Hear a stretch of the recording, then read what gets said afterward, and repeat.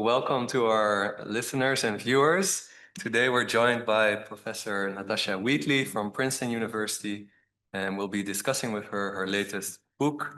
It's been published in 2023, if I'm correct, and which recently was awarded an important prize, and which carries many interesting insights, both for historians, such as my colleague Ben Van Zee, and lawyers, as I am myself.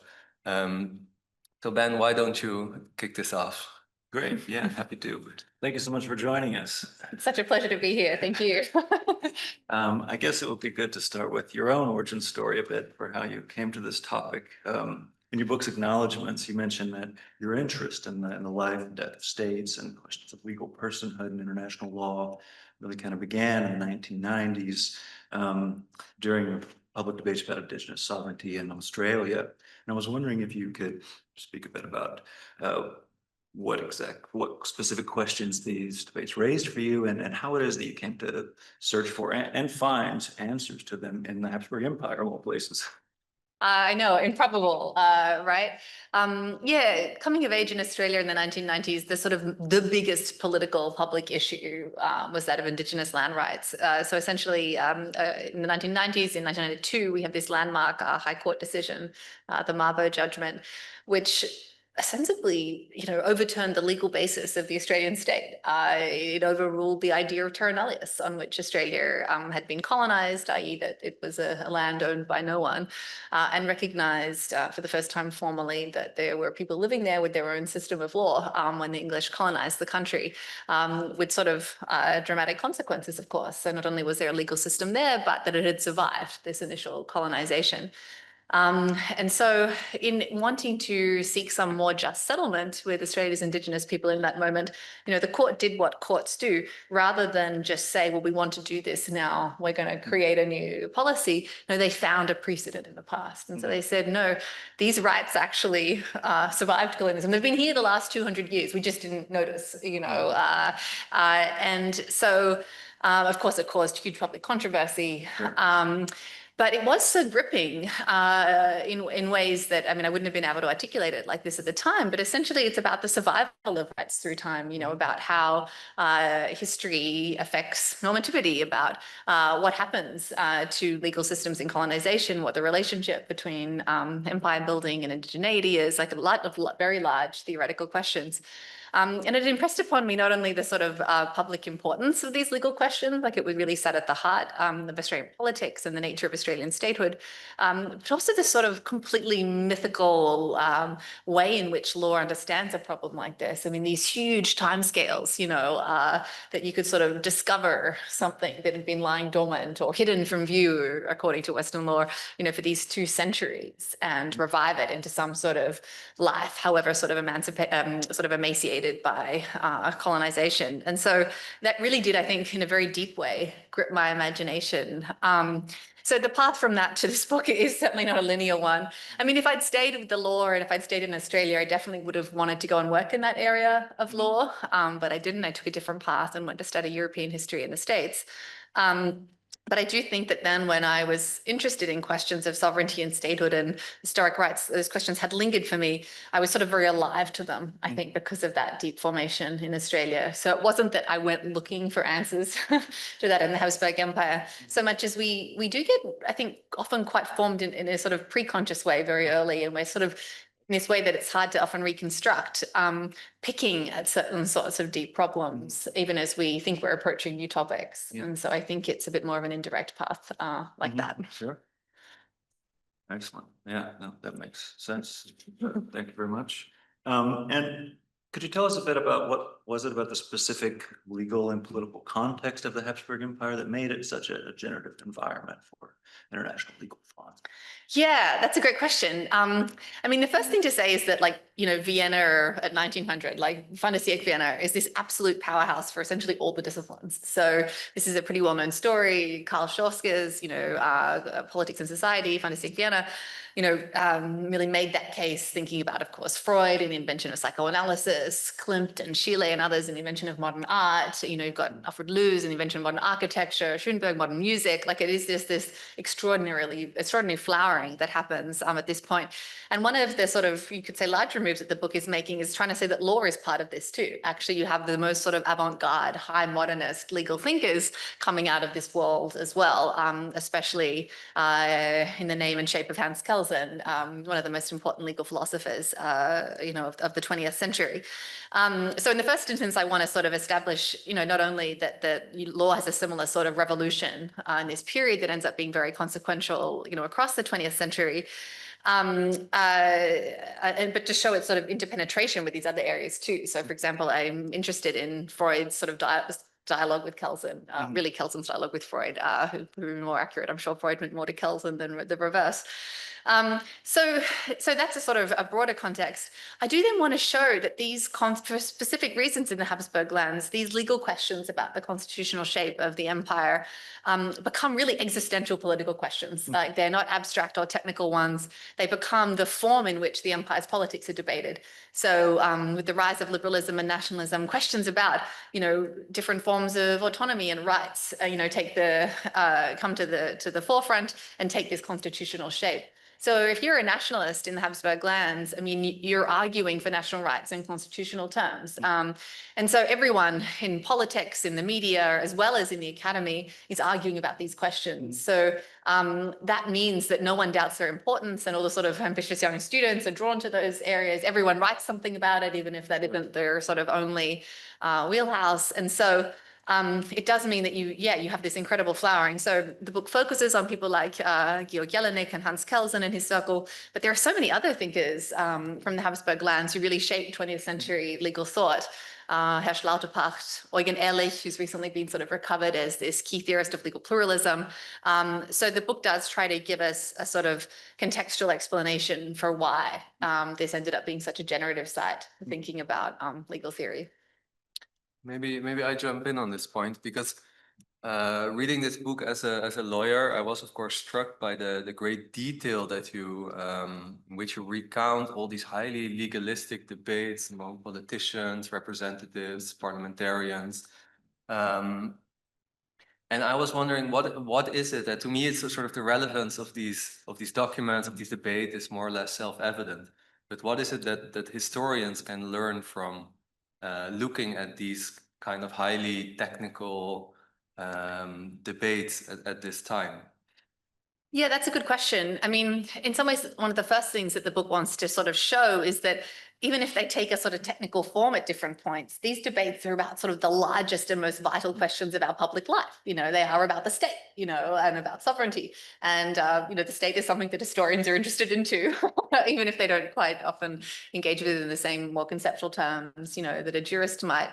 So the first thing I wanted to show is that these are really public political discussions about how to organize power, how to organize our life together, which have such life and vividness in Habsburg lands precisely because it's this crazily diverse empire, you know, where there are, you know, some 11, 12 different language groups, many different faiths. And so how to sort of construct the unity of the state or think about like the coherence of this polity is an especially significant challenge. So there everyone is debating those sort of largest questions of public life. But they're also then, you know, even after the empire collapses, you know, the second half of the book is about what happens, you know, in the interwar international order. You know, these legal debates are then about like, what are the borders of these new states going to be? Again, just very, politically existential questions. But you're also right that the book has a pretty significant interest in legal theory as well, and tries to contextualize sort of departures in legal philosophy within this late Habsburg milieu. And it's certainly true that most historians don't spend a lot of time trawling through, you know, the work of Hans Kelsen. So I think I did have a high sort of bar to clear in trying to interest them in those debates. So I hope I've done so somewhat, because I can show how these very high philosophical arguments, sort of characterized by their extraordinary abstraction, are actually really rooted in these very concrete political struggles, you know, over the nature of the empire and then about the nature of its collapse. And so I hope the book sort of brings those ideas to life in all of their sort of fleshed and very human urgency. and shows why these systems that can seem so sort of unforgiving or removed from life, contain these profound traces of these lost worlds. And so there is a process of reanimating this abstract system, hopefully from the inside, to show it in its full sort of life and color. Mm-hmm. And I think if I briefly follow up on that, I think that it's extraordinary for lawyers because indeed, as you I think also mentioned during the lecture, we're all used to reading Kelsen in our legal philosophy courses, but there's really this abstract system builder, and by contextualizing him, you get a completely different image of his life and work. And what I found especially striking is that normally the way Kelsen is discussed in legal debate is in relation to Carl Schmitt and Weimar and the 1930s. Yes. But you, by situating him in the Habsburg Empire, you get a completely different image. So could you say a bit more about that? Did you also engage with these other debates? So just on your first point, it's so true. Just on the abstract system, I had that response to Kelsen too when I first picked him up. I thought this was so cold and unforgiving, and sort of there was nowhere in. There was nothing porous about it, and it thus seemed sort of lifeless to me. And I wasn't terribly interested in it. It was only in sort of trying to do due diligence and reconstruct this a little more fully, because it was clearly part of the story. It's like cracking open. It's like lifting up, some secret door, right? And once you get inside and see what they're trying to do and actually understand a system of thought, you realize just how extraordinary and significant this was for all of the distance we might want to have to it. So I came to understand precisely that cold abstraction as a political strategy, right? He's interested in how you preserve or construct and create the coherence and security, of this state. And he's really come to the conclusion that because of this wild diversity that the Habsburg Empire has, there's no way of doing that via some sort of essentialism. You know what I mean? Whether that's by an appeal to an ethnic, folkish we of some sort, or, a class or whatever, that you have to find some abstract way of grounding the legitimacy of the state, precisely because there's nothing substantive to anchor it in the Habsburg lands. And so once you understand, precisely that unforgiving abstraction as, a political solution, it obviously becomes much more interesting. Then you asked about, sorry, I just forgot the second part. Oh, the Schmitt stuff. Yeah, it's true that I do think to the extent that Kelsen's in a lot of secondary works, I mean, because so much of his work isn't translated, he's mostly written about by a lot of German-speaking legal scholars or German-based legal scholars, and they sort of zone him as a German. In fact, like if you read, I don't know, Michael Stolleis or some sort of overview of public law or in Germany, there is a vague sense of these sections that are about Austria, but really it's sort of just collapsed into one story. And, there are some reasons why, there are some good reasons to think about this as one conversation. And yet, especially in the late 19th century, these contexts are also very specific. And the Habsburg jurists are really dealing with with a very different set of issues. And that Habsburg context is not only a different set of political problems to do with the architecture of the empire as a whole, it's also a different milieu. So this Viennese milieu that produced all of these modernist innovations, it's very much based on these sort of salon type social structures and the Kreis, the idea of a circle of scholars who come together in these more informal contexts. And so, you had the Kreis around Ludwig von Mises that sort of produces modern economic thought, and you have these different ones. And so it's also the sort of sociology of knowledge, or the sociability of knowledge production is also quite specific in Vienna. And so, and there's a significant degree of sort of co-authorship of the pure theory of law, of Kelsen's theory. Like here's this very tight circle that he's working with, and you actually have to sort of understand that too, to understand the evolution of the theory. And so I do think it's worthwhile, extracting him out of that just German story and just the confrontation with Schmitt and so on, and back into this fuller world. I mean, there's a reason why that debate remains endlessly interesting. This is not to in any way cast any doubt on that. But it is a sort of, I think, only the thinnest slice of why this is all so interesting. And it does sort of, in some ways, it's just so more presentist too, this sort of like fascism versus the rule of law sort of dichotomy, when actually there's so much more going on here. It's a much thicker and fuller way of passing these figures. Right. Much. Hello again. Hello. Yeah, I guess I would like to ask now about the emergence of new states. I mean, the creation of new states is central to your book, and it's been a central theme of much of your recent scholarship. Maybe for our viewers at home, could you maybe explain why does the legal recognition of new states present such a problem in international law? Yeah, there are lots of ways into this. I mean, to sort of take the most sort of meta or the most sort of anthropological or philosophical, sovereignty for most of human history has been the attribute of kings, right? And it's been a kingly divine right. So most human societies, have been run by king-like figures. Actually, the anthropologists Marshall Salins and David Graeber have a really interesting book on kings, which sort of tries to pass this as a trans-historical, transcultural sort of, phenomenon. And kingly rule does connect itself somewhere always to some sort of divine legitimation in the different forms that takes. So while you're able to sort of tap into those deepest sources of legitimacy that are sort of embedded in cosmologies of different sorts, that authority has a clear sort of rationale and power, exactly.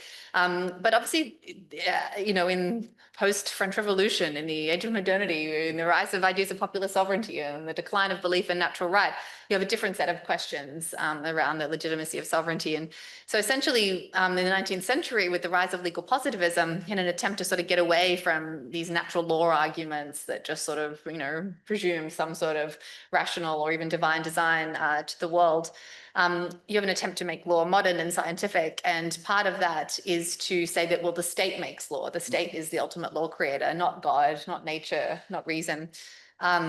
And that seems all good and fine for the 19th century, but it sort of creates a new problem through the back door, because if the state is the creator of law, the guarantor of law, what happens if the state ends? Like, what can be the process? Like, what law then regulates a state's end or its birth? Like, does that happen just in some anarchic void? Like, a state can't be there to regulate its own non-existence, you know what I mean? Or its own coming into being. Like, it's a sort of, it's an epistemological problem. Actually, the metaphor that a bunch of my thinkers in the book like to use is like, Baron Munchausen, this sort of figure can't pull himself out of the lake by his own hair, or out of the mud by his own hair. It's a logical problem. So a lot of those late 19th century positivists say, well, the creation of states is just a matter of fact and not law. Like, it's actually just unknowable by law, exactly. And so law just kicks in once a state exists, Okay. But, that might be, again, I think it's sort of like a theoretical proposition. But then I'm interested in the way in which 1919 is this huge rupture in the European state order, in which all of these multinational empires that have governed, that have structured the continent for centuries, the Habsburg Empire, the Ottoman Empire, the Russian Empire, collapse. Yeah. And, one of the things that the book wants to say is that this is a radical confrontation with the beginnings and ends of sovereignty. So, and it's then intolerable for people like Kelsen and others, like self-respecting legal theorists who don't want to believe there's any lawless space, that there's any place that law can't reach, So it stops being just a theoretical problem and starts being a very real one. And so the solution that people like Kelsen's circle come to, especially one of his acolytes, Joseph Koons, is to say, well, international law is the logically higher and prior thing, and it is continuous. States might come and go, but the international legal framework is a thing that allows us to see an ongoing legal order despite the comings and goings of sovereignties. So that's a sort of quite philosophical or more epistemological. They've got to get to a rung higher to sort of get above the sovereign state, actually, in order to be able to account for its non-existence or its emergence into being.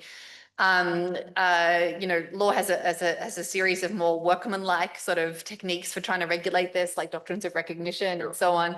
And so there's a lot of more technical legal work on that. But in some ways, I was interested in the largest sort of problems that these questions represent, which in the end, things like recognition, sort of fudge a little bit and remain sort of unsatisfactory.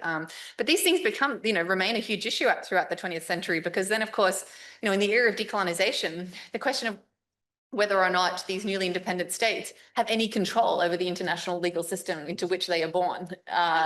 Like this whole question of subject and object, like, can you, does the order precede you or not? Like, what is sort of makeable or given?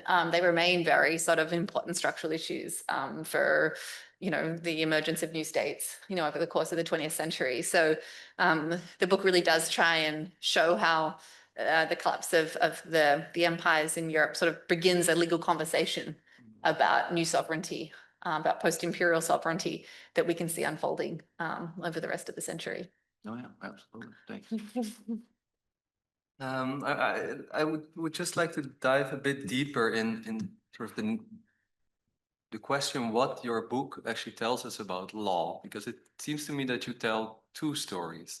On the one hand, there's a story that starts in the 18th or even maybe earlier in the 16th century, and that goes all the way up to the decolonization period, where you see, okay, these debates that were structured in a certain way back then, we see them reappearing across time.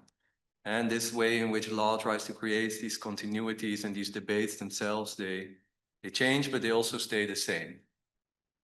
But on the other hand, there's also a narrative about law in your work that foregrounds sort of complete flexibility and pragmatism by which different actors evoke different norms, make different claims, in a very sort of opportunistic manner. And I was especially struck by the example about the Czech-Slovak representatives in the aftermath of the dissolution of the Habsburg Empire, who claimed both historical rights to acquire the German-speaking lands and then the national self-determination, the right to national self-determination to acquire the Slovak lands.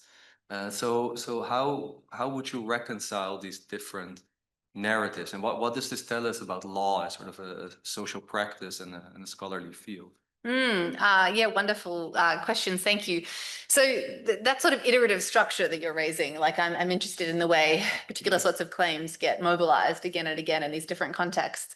Yeah, I mean, integral to that argument is not that the thing just stays the same, right? But that these tropes or these modes of reasoning, get these callbacks. People are invoking these older ways of claiming rights or trying to claim older sources of legitimacy. But in so doing, they are by their very nature updating them as well. They're applying them to new contexts. They're filling them with new content and significance. Actually, I mean, I guess that's just like the basic structure, like you're saying, like Hans-Georg Gadamer's account of hermeneutics, right? That a very active understanding is applying. You know what I mean? You appropriate it to yourself, like and put it into your own, cosmos or subjectivity in order to understand. There's no process of understanding that unfolds separate to that. In that process, there is something disciplining, right? Like the way these debates play out, there are certain constraints that certain framings that appear again and again. Well, yeah, and this ties to the second part of your question. The reason people invoke those is because they're trying to be persuasive, right? This is what, you invoke claims of right in order to try and achieve your political ends. And so you're going to pick forms of right that you think will be compelling. You know what I mean? So, that's also one of the arguments of the book, is that it's worth looking at these sort of imperial claims as a whole, because then we can see that all of these different national groups are structuring their appeals in a similar way, because they're trying to gain acceptance, in Vienna, in a way that if you just look at sort of national histories in this more hermetic way, you're more inclined to sort of interpretively stress the uniqueness of each particular nation and so on, and not see the way in which this imperial context is sort of, shaping these claims. So, it's always, legal arguments are always opportunistic in that sense. They're directed towards a particular end. But as you say, it's also not infinite what is going to be persuasive or what is going to be powerful. And you're working within, a horizon of what is imaginable or sayable, but also in horizons of given sorts of legitimacy. And so it's certainly true that in the Habsburg Empire, where if you've got an imperial government that's still heavily dynastic and not at all open to arguments about popular sovereignty, if you're a sort of budding nationalist claim maker, you're not just going to appeal to some sort of, natural national right. You are going to try and appeal to these historic forms of local autonomy that can be a vehicle for that national autonomy, but are the sorts of rights that are much more palatable, in Vienna. And so we see that continue on. This mixture of power or attempts at power needing to legitimate itself within with a lot of room to maneuver, but not infinite room to maneuver. And so that's very much what you have in 1918 and 1919 too. You mentioned the Czech claims, and that's such a perfect microcosm of all of this. So essentially, if through the late Habsburg decades, you have these competing forms of right, these older historic principalities claiming their historic autonomy inside, the empire. But those units are all multinational, right? They're not national units. And at the same time, you have these national claims that want to reorganize the empire along national lines. And they're these two forms of sort of claiming autonomy or claiming, different forms of sub-imperial power. And essentially those two modes transition out of the empire into the interwar international order, where you've got national self-determination being claimed as well as the borders of historic polities. So Hungary is very much turning up wanting its historic territory, but so is Czechoslovakia. And this is what's very interesting because yes, they very much want their historic borders in the West, the historic borders of Bohemia, which include a huge German-speaking population that wants to unite, that wants to self-determine and be with Germany, right? So, but the Allies won't allow it. They were one of the many limits to the order of self-determination, so-called, that Wilson and others proclaim. So they're successful in that historical claim in the West, but yeah, they can't just use the historic claim to get the borders they want to, because they want to include the Slovaks, who were part of historic Hungary, in their new state. So they use a national argument, a national self-determination argument, for their eastern borders. This drives the Hungarians and others absolutely crazy, and it remains a bone of contention throughout the interwar years. And to me, it's so interesting, not only because it continues these imperial constitutional debates into the interwar international order, but also because it shows the sort of conceptual confusion and the conceptual unsettledness of the interwar years, where everyone is like, well, what is the basis of a new state actually? Like, can you just claim, like, is self-determination, like, what is the status of something like self-determination? Do you have to appeal to these pre-existing sovereignties, these historic rights? And Czechoslovakia, is this sort of prize child of the interwar order in all kinds of ways, and it captures that symbolic tension. And so, you have people like Oscar Yashi and others saying, well, until the interwar order figures out what it's about, like what its actual principles are, there's going to be endless conflict. And it's then, I think, not an accident that in some ways one of the beginnings of the descent into war, is Hitler's claiming of the Sudeten Germans. Like that seam is open there to be picked, because no one is quite sure actually about the legitimacy of this dispensation we come out with in 1919. Great, thanks so much. Ben, did you have any? Yeah, I guess I would just kind of like to pick at some of the threads that you've already put out there a bit about claims making and what have you, the dissolution of states. One of the most intriguing aspects of this book is the way you find connections between the Habsburg Empire and decolonization. Right. And I was wondering if you could just tell a bit about what it is you discovered about these patterns of claims making from Kelsen and his circle that then become so instrumental for staking claims after the Second World War.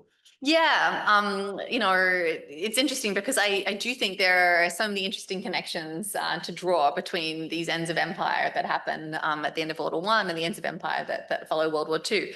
Those stories usually are told in just a completely separate way, although there is, I think, a new sort of emerging literature that is wanting to think about this, just in the same way that it's wanting to integrate the experience of the continental empires into the literature on law and empire, in the blue water empires like France and Britain. So there's so much wonderful new work on the Ottoman Empire and the Russian Empire and so on. And so we are, I think, groping our way towards a sort of more integrated picture of these things. So I am interested in trying to think between these ends of empire. At the same time, I'm definitely not trying to collapse them into some sort of like seamless or singular story. I'm just as interested in what distinguishes these cases. So I think there are lots of really palpable things that distinguish. In the Habsburg lands, in the end, everyone had citizenship and so on. These were not as hierarchically structured as like the British or the French Empire.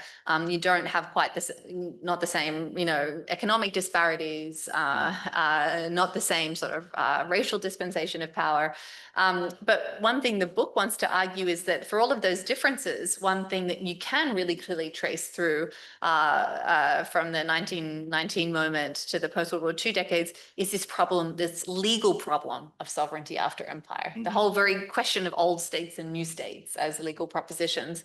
And so that I'm interested in, the book argues that a sort of conversation starts around those things in the wake of World War I that we really can trace through. So one of the sort of figures of thought or style of claim making that I'm interested in, connecting between these cases is a sort of uneasiness about the very idea of being a new state, right? Because of all that implied in terms of your sort of contingency and fragility and sort of juvenile status and so on, exactly, and authority and majesty and all these things. It goes back to that oldest divine origins of sovereignty. It's so very hard to acquire the majesty of a king if you've just been sort of made in front of the eyes of the world like that way. And so in the same way that a lot of those Central European states claim these pre-imperial precedents, right?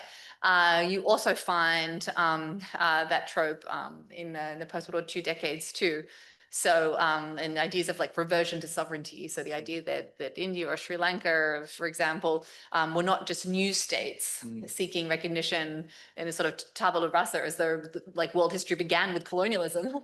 But really these jurists are pointing out the fact that they were states well prior, or they were polities of some sort well prior to colonization. So why not reason from there? You know what I mean? Yeah. So I'm very interested in sort of like, the temporal properties of legal reasoning. And, often you need these year zeros, like what point do you take as the norm, from which you then think? And so they're trying to, in some ways, relativize colonialism and say, that why not take this prior point?